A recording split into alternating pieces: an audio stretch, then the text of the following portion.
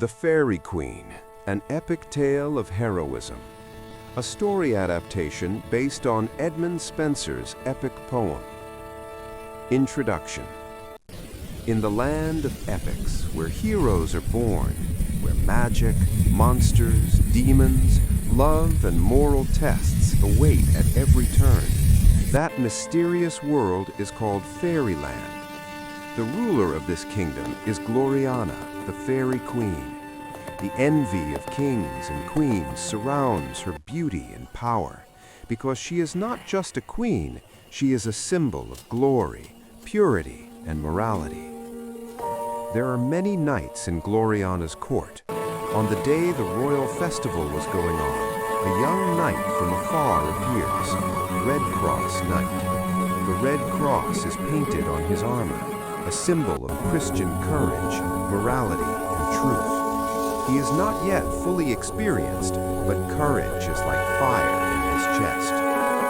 With him was a beautiful, calm, but mysterious young woman, Una, wearing white clothes, a symbol of purity, a look of sadness on his face.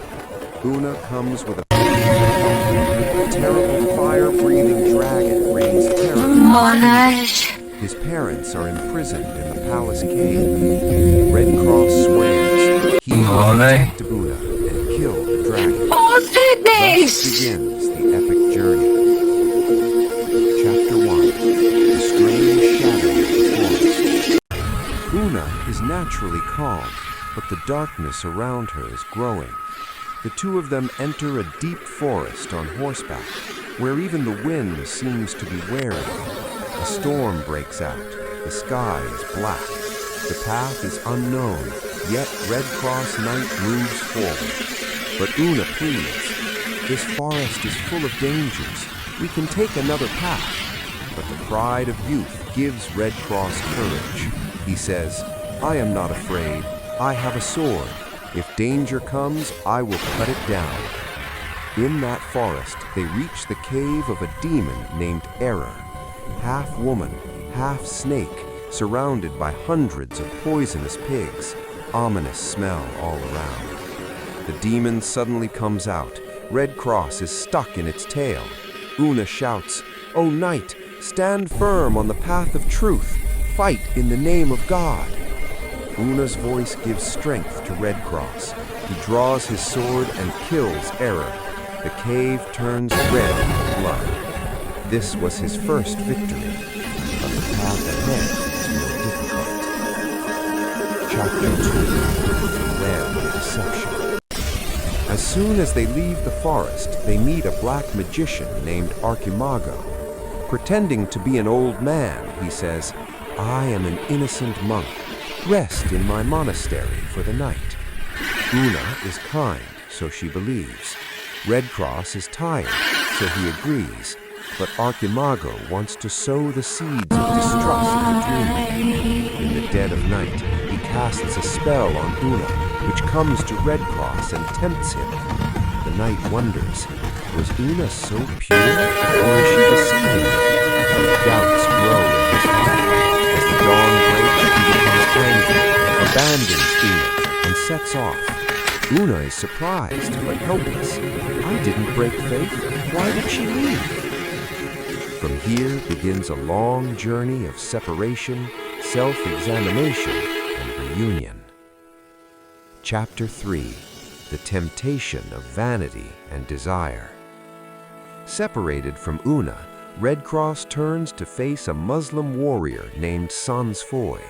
A fierce battle ensues. Red Cross wins. Sans Foy's companion, a greedy and deceitful woman named Duessa, approaches the knight with artificial pity. Oh, you are my protector. Take me with you. Duessa is bewitched by her beauty. She leads Red Cross down the path of evil. She takes him to the House of Pride, a glittering palace where pride, greed, and envy reign. Queen Lucifera is the goddess of pride. Her 7 bearers are the 7 deadly sins. Red Cross is fascinated by their dance on the throne, but something uneasy. His soul feels heavy. It's like the gates of hell. Finally, when danger increases, the knight flees, but Duessa is still with him, pulling him deeper into the darkness. Chapter 4. Fall within human darkness. Duessa leads him to a spring. There hides the giant Orgoglio. Red Cross is careless, straying from the path of holiness. Orgoglio captures him and throws him into the dark prison. His armor is dishonored, his soul is wounded. Meanwhile, Una sets out alone to find her beloved knight. On the way, a fierce lion attacks him, but later, the lion becomes his guardian. He submits to Una's holiness. Together, they search for Red Cross. After many ups and downs, Una learns that Red Cross is prisoner. Then a noble knight, Prince Arthur, appears in shining armor. In his hand is a powerful sword like Excalibur. He helps to rescue Red Cross and defeat Orgoglio. Red Cross breaks down in grief. I have become weak. I have lost my way. Una consoles. Taking the wrong path is not the end. Correction is the beginning of a new journey. Chapter 5. Moral Education and Rebirth of Power. Red Cross then goes to the House of Holiness, where faith, hope, and charity receive him with compassion. There he learns not pride, but desire, but honesty, but strength, not doubt, but faith, but liberation. He is shown scenes of hell and heaven, and is told faith, of his hope, and responsibilities. charity. He is not just a knight, I welcome thee with open arms and a heart full of light. In a few months of training, Red Cross becomes stronger, more confident, and stronger in his faith of God than ever before. Now he has only one goal: to slay the dragon and free the kingdom of Una. Chapter 6. The Final Battle. The 3-day battle with the dragon. Upon reaching the kingdom of Una, Red Cross sees the sky filled with ominous darkness, spreading fire. A huge dragon stands on a mountain in the distance. Its wings cover the sky. The mountains tremble with its roar. The king and queen are chained. The people hide in fear. Red Cross raises his sword and says, I have come to restore truth and light. The first day of the battle. The dragon breathes fire. The knight holds on to his shield and barely survives.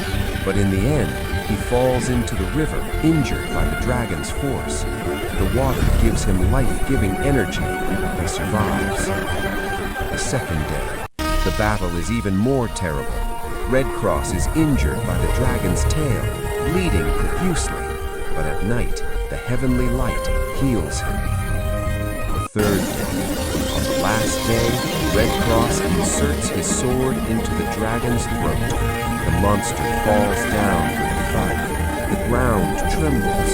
The chains break. Una's parents are freed. Peace returns to the kingdom.